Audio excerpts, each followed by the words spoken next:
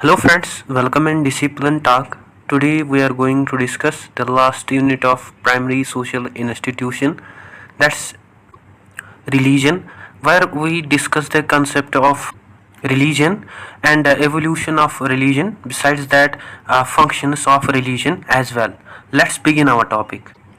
As you know that as an individual persons हम believe करते हैं अपने ओन रिलीजन पे बिकॉज जो ह्यूमन बींग्स हैं वो बिलीव करते हैं कि कई पावर्स एग्जिस्ट करते हैं जो कि उनके कंट्रोल के अंडर नहीं है, जिसमें जो primitive as well as modern societies believe करते हैं ये जो पावर्स हैं ये एग्जिस्ट करते हैं, इन्हें हम सुपरनेचुरल पावर्स कहते हैं। सो ये जो पावर्स होते हैं ये under the control of the human beings में नहीं होते हैं, फॉर विच जो ह्यूमन बींग्स होते हैं उनके पास सेटिस्फैक्ट्री एक्सप्लेनेशन नहीं है about some about these supernatural powers. Because of this some human beings fear, मतलब उनको fear रहता है ऐसे supernatural powers का। सो जो religion है ये एक ऐसा belief है जिसमें एक इंसान बिलीव करता है कि सुपरनेचुरल पावर्स एग्जिस्ट करते हैं जो कि under the control of human beings के नहीं है। और जो रिलीजन है ये हेल्प करते हैं एक इंडिविजुअल को ताकि वो डील करे with the fear of the supernatural powers. So let's look at some of the definitions of the religion by given the various sociologists. According to John McConis, वो कहते हैं कि जो religion है ये एक social institution है जिसमें inclusion होता है beliefs practices का जो कि based upon होते हैं concept of the religion ceremonies पे।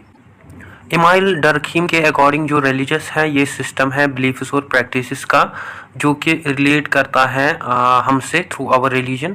सो जो रिलीजन है ये हेल्प करता है ह्यूमन बींग्स को ताकि वो डेवलप करे एक moral community. So it could be church, temple, mosque etcetera. So Durkheim ने यहाँ पे जो वर्ड चर्च यूज़ किया है ये डिस्क्राइब करने के लिए एक मॉरल कम्युनिटी जो कि बेस्ड ऑन होती है beliefs practices of particular religion. So जो मॉरल कम्युनिटी होती है ये एक ऐसी कम्युनिटी होती है जो कि हमेशा इन टच में रहती हैं विद द रिलीजियस प्रैक्टिसेस।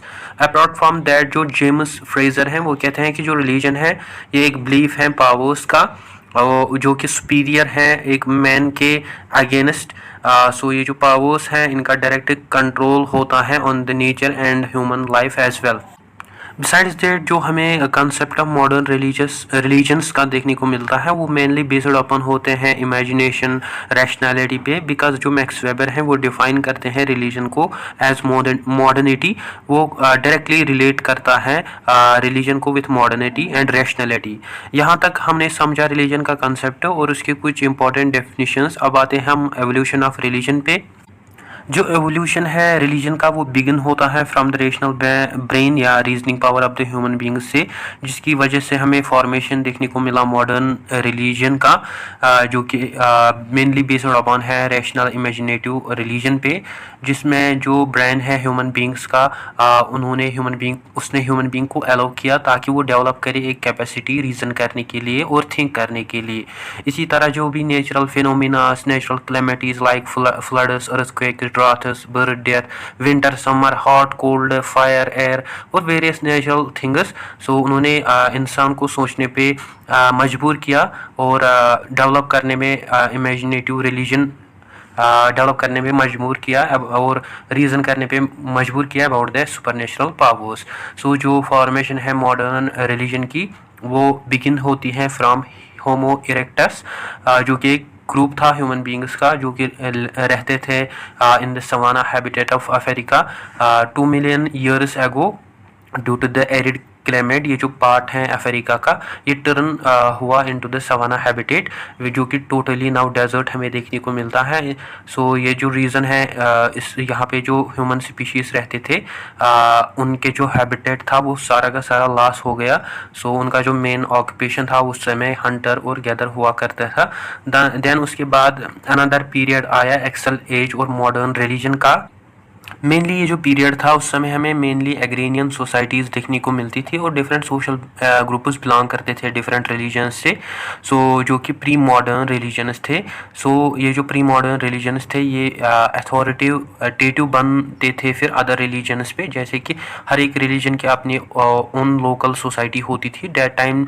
जो सुपीरियर और अथॉरिटेटिव रिलीजन उस रिलीजन को माना जाता था जिनके पास पावरफुल और लार्ज मिलिट्री होती थी। सो ये जो एक्सल एज है ये हमें 8th to 3rd century BCE के दौरान देखने को मिलती हैं, जो कि डोमिनेट उस समय थी अमंग द वेरियस रीजन्स में। सो जो भी डोमिनेट रीजनल पावर्स थे और उस समय डिफरेंट कंट्रीज़ के उन्होंने मतलब वो लास्ट हुए। For example during axial age की अगर हम बात करें, जो डोमिनेंट रीजनल पावर था चाइना का उसे हम जाहो कहते थे, जो कि फिर डिसइंटीग्रेट हुआ।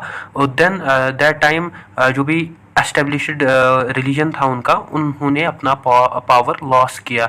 सो विदाउट रिलीजन सम थिंकर्स उन पे डाउट करने लगे अबाउट देयर रिलीजियस इमेजिनेशंस पे, in terms of religious symbols पे, रिचुअल्स पे और अदर स्टेट्स ऑफ रिलीजन्स के। सो इसी तरह जो कॉन्फ्यूशियस है जो कि एक थिंकर था ड्यूरिंग द एक्सल एज, उसने कहा है कि हम उसको विजडम कहते हैं जिसमें एक इंडिविजुअल प्रोवाइड करता है या काम करता है लोगों को जस्टिस प्रोवाइड करने में, या लोगों या वो रेस्पेक्ट करता है स्पिरिट्स को। Besides that other thinkers like अगर हम बुद्धा की बात करें, लाजू की बात करें, सोक्रेटिस की बात करें, प्लेटो, एरिस्टोटल, वो ये concept of religious imagination accept नहीं करते थे मेनली। सो वो मेनली यूज़ करते थे अपनी रीजनिंग पावर को ताकि वो एनहांस करते थे उससे ह्यूमन सर्वाइवल को। But at the same time उन्होंने गिव अप नहीं किया on the religious imagination.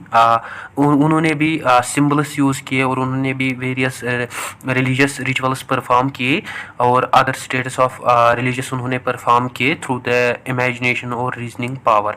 Then उसके बाद पीरियड होता है स्टार्ट इंडस्ट्रियल रेवोल्यूशन का, जो कि स्टार्ट हुई अराउंड 250 ईयर्स एगो। सो जो इंडस्ट्रियल रेवोल्यूशन है इसको रिप्लेस किया बाय इकोनॉमी जो कि मेनली बेस्ड अपॉन हुआ करती थी मैनुअल लेबर और मशीनरी पे, जिसकी वजह से हमें पॉवर्टी में मतलब रिडक्शन देखने को मिला। पॉवर्टी टोटली इरेडिकेट हो गई।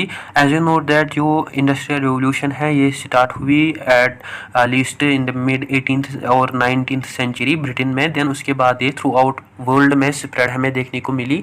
सो जो इंडस्ट्रियल रेवोल्यूशन है इसकी वजह से जो ह्यूमन लाइफ है वो बहुत ही इम्प्रूव देखने को मिली because of the agriculture societies.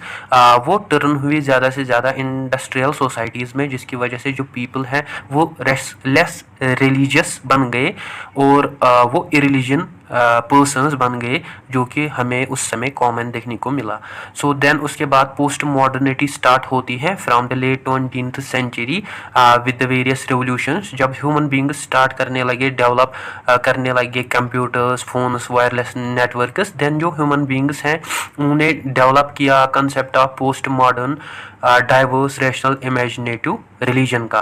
Then उसके बाद पीरियड होता है स्टार्ट ग्लोबलाइजेशन का। इससे हम रिगार्ड करते हैं ये पीरियड है था ग्लोबल इंटरडिपेंडेंस का और ग्लोबल इंफॉर्मेशन नेटवर्क का। जो ग्लोबलाइजेशन है इसको डिराइव किया गया है from the global interdependence and global information network से, थ्रू भी जो ग्लोबल कम्युनिकेशन टेक प्लेस होता है इंफॉर्मेशन टेक्नोलॉजी के थ्रू, जो कि अलाउ करते हैं global interdependence in the various societies in terms of global division of labor. Besides that different countries start करने लगे, प्रोड्यूस करने लगे goods, various services, raw materials, और उन्होंने पार्टिसिपेट करना शुरू किया इंटरनेशनल ट्रेड में, जहाँ पे हर एक कंट्री को चांस था कि वो अपनी ट्रेड स्पेशलिटी डेवलप करे, जिसकी वजह से हमें हायर इकोनॉमिक ग्रोथ देखने को मिली। Apart from that rise of digital media हमें देखने को मिले, स्पेशली इंटरनेट की अगर हम बात करें, बिकेम ये ग्लोबल इंफॉर्मेशन नेटवर्क बन गया अब, जो कि वेरियस लोगों को अलाउ करता है ताकि वो स्प्रेड कर सके न्यूज़, आर्ट, अपने musics, fashion, political movements globally, और जो पीपल है वो कम्युनिकेट कर सकते हैं एक दूसरे के साथ ग्लोबली। सो इसकी वजह से हमें फॉर्मेशन देखने को मिला पोस्ट मॉडर्न रिलीजन का। जो कंसेप्ट है post modern rational imaginative religion का, ये कॉम्बिनेशन है मॉडर्न रैशनल इमेजिनेटिव रिलीजन का और ग्लोबल कल्चरल डाइवर्सिटी का, जो कि डिराइव किया गया है फ्रॉम मल्टीपल कल्चर्स के थ्रू और ग्लोबलाइजेशन के through with the help of information revolution. So जो ग्लोबलाइजेशन है वो टेक प्लेस हुई अमंग द डिफरेंट कंट्रीज, जिसकी वजह से हमें ग्लोबल कल्चरल डाइवर्सिटी देखने को मिली। So due to the globalisation different countries don't have standards, मतलब ग्लोबलाइजेशन की वजह से बहुत सारी कंट्रीज ने बहुत सारी कल्चर्स ने अपने स्टैंडर्ड्स खो दिए, like objective reality, morality, truth, human nature, reason, language, social progress. So ये जो एब्सेंस हमें देखने को मिलती है इन स्टैंडर्ड्स की, ये पोस्ट मॉडर्निज्म क्रिएट करते हैं। सो जो पोस्ट मॉडर्निज्म है ये ब्रॉड मूवमेंट है जो कि डेवलप हुई इन मिड 20th सेंचुरी। इसको हम कैरेक्टराइज करते हैं बाय द डाउट या disbelief about reality, conceptions about truth है, लीगल सिस्टम्स एटसेट्रा। सो जो पोस्ट मॉडर्निज्म है ये डिस्ट्रस्ट है, और ये ट्रस्ट मतलब लोगों का डिस्ट्रस्ट है in the religious scripts, ideologies. Instead जो पोस्ट मॉडर्निज्म है ये बिलीव करते हैं कि जो नॉलेज और ट्रूथ है ये प्रोडक्ट्स हैं सोशल, हिस्टोरिकल और पॉलिटिकल डिस्कोर्स के लिए या इंटरप्रिटेशंस के। इससे हम डिफाइन कर सकते हैं मतलब हम ट्रूथ्स को डिफाइन कर सकते हैं with our knowledge truths. So basically ये जो पोस्ट मॉडर्निज्म है ये एस्टेब्लिश करते हैं एक ग्लोबल कल्चरल डाइवर्सिटी को विथ द वेरियस कल्चर्स और मल्टीपल कल्चर्स। सो जो पोस्ट मॉडर्निज्म है ये रिफ्लेक्शन है वेरी लो और non existential pressure of religion का, या मतलब इसमें जो इंडिविजुअल होता है वो कोई भी प्रेशर नहीं लेता किसी भी रिलीजन का, जो कि ह्यूमन बीइंग्स को अलाउ करते हैं कि वो कंफर्टेबल और लेजर लाइफ स्पेंड करे। देन उसके बाद बिगनिंग होती है पोस्ट मॉडर्न रिलीजन की from global cultural diversity and modern religion से। ये स्टार्ट होती हैं जब हमें रिलीजियस इन्वायरमेंट का एक्सपेंशन देखने को मिलता है from pre modern local society to modern regional societies. So in other words अगर हम कहेंगे कि जो रैशनैलिटी है उसमें ऐड हुआ imagination for the formation of modern rational imaginative religion.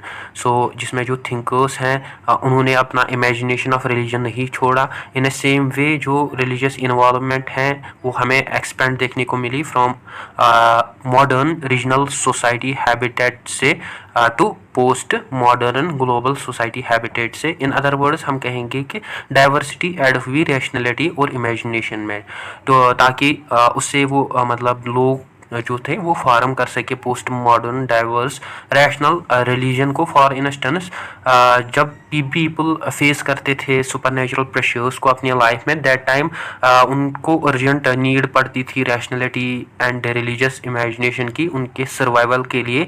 सो इस कारण जो पोस्ट मॉडर्न रिलीजन है वो ये लोगों को हेल्प करता है under the existential pressure of supernatural forces, जहाँ पे वो अबेंडेंट और कम्प्लीटली लीव नहीं करते रैशनैलिटी और इमेजिनेशन को, और वो कम्प्लीटली फॉलो नहीं करते कॉन्सेप्ट ऑफ पोस्ट मॉडर्निज्म। सो जो पोस्ट मॉडर्निज्म है ये डाइवर्स और रैशनल इमेजिनेटिव कॉन्सेप्ट है रिलीजन का, जो कि रिकॉग्नाइज करता है various needs of different cultural diversities को, ताकि वो टॉलरेट करे और अंडरस्टैंड करे diversity under the existential pressure of supernatural forces which can, जो कि एनहेंस करते चांसेस, जो कि एनहेंस करते हैं एक इंडिविजुअल के लिए chances for the survival under such existential pressure of supernatural forces. So one of the example अगर हम बात करें post modern diverse rational imaginative religion की, वो है ऑर्थोडॉक्स सिस्टम, जो कि ऑर्थोडॉक्स होता है नेचर में, मीनिंग मेनली ये बिलीव नहीं करते on the concept of God, क्योंकि मेनली ब्रांच है पोस्ट मॉडर्न थियोलॉजी का। सो ये जो रेडिकल ऑर्थोडॉक्स है यहाँ पे हमें कोई भी गैप नहीं देखने को मिलती between the rationality and imagination. So जो ऑर्थोडॉक्स हैं ये बिलीव करते हैं कि हम अंडरस्टैंड कर सकते हैं वर्ल्ड को through interactions with God, with culture, with language, history, technology, theology. Even full understand करना गॉड को ये पॉसिबल नहीं है। एट लास्ट जो कंसेप्ट आया from the evolution of religion वो ये था कि full appreciation of physical world कि हम कर सकते हैं through the belief in excellence और beyond the normal range of perception of human beings through achieving salvation, moksha, nirvana और interaction with the God. So I हम बात करते हैं वेरियस फंक्शंस ऑफ रिलीजन की। सो जो रिलीजन है one of the basic social primary institution है जो कि परफॉर्म करता है सेवरल इंपॉर्टेंट फंक्शंस, लाइक ये हेल्प करता है ह्यूमन बींग्स को ताकि वो डील करे with the fear of supernatural powers. So इसके अलावा ये उनको हेल्प करते हैं ओवरकम करने में फियर, पेन और anxiety about these concepts. Besides that जो रिलीजन है इसको यूज़ करता है मैन ताकि वो अपने आप को एडजस्ट करे और बिलीव करे existence of the supernatural powers पे। इसके अलावा ये एक्सप्लेनेशन देता है लोगों को अबाउट कैसे वो अचीव कर सकते हैं सेलिब्रेशन को और कैसे वो बर्थ और रीबर्थ के साइकिल में एंटर हो सकते हैं। इसके अलावा जो रिलीजन है ये इम्पॉर्टेंट है for the controlling social behaviour of the individuals through which जो फियर होता है सुपरनेचुरल फोर्सेस का वो मतलब उनके थ्रू जो इंडिविजुअल का बिहेवियर है उस पर कंट्रोल रहता है एक सोसाइटी में। सो हर एक रिलीजन अपने ओन कोड्स के थ्रू वेरियस ड्यूटीज़ परफॉर्म करते हैं और हर एक रिलीजन में हमें ये कंसेप्ट सिखाया गया मतलब सिखाया जाता है कि what is right, what is wrong modes of behaviour. So ये हेल्प करते हैं कि इंडिविजुअल को कनेक्ट रहने में अपने रिलीजन के साथ। बिसाइड्स दैट आल्सो प्रोवाइड करता है इमोशनल और psychological comfort to the people about the meaning of life और reasoning for the suffering. So ये ग्रेट सोर्स है comfort in the times of crisis. ठीक है, जो है ये यूनाइट करता है लोगों को इन वे ऑफ सॉलिडेरिटी में। इसके अलावा ये प्रोवाइड करता है answer to the basic questions like what is the purpose of life, what do people suffer. So क्या मतलब लोग क्यों मरते हैं, डेथ के बाद क्या होता है एंड सो ऑन। सो इसके अलावा ये प्रोवाइड करता है इंडिविजुअल्स को guidelines regarding the everyday life. So इससे एक इंडिविजुअल सोसाइटल बिहेवियर सीखता है from others and so on. इसके अलावा ये हेल्प करता है लोगों को अडेप्ट करने में चेंजिंग सिचुएशंस, एनवायरनमेंट्स और कस्टमर्स, और ये उनको आल्सो हेल्प करते हैं अडेप्ट करने में वेरियस सोशल चेंजेस जो कि रिलेटेड है with people through their status, death या death of any family member, और ये आल्सो हेल्प करते हैं लोगों को during their diverse operation.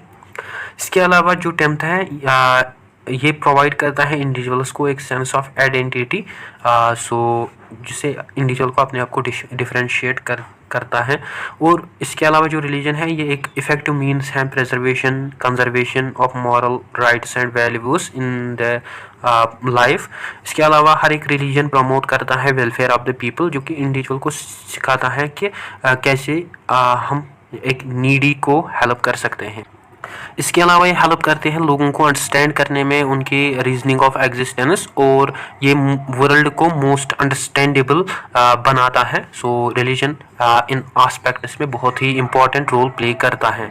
So guys, ये था आज का हमारा टॉपिक। आई होप आपको अच्छे से क्लियर हुआ होगा। Don't forget to share, like and subscribe to discipline talk channel. Thank you for watching.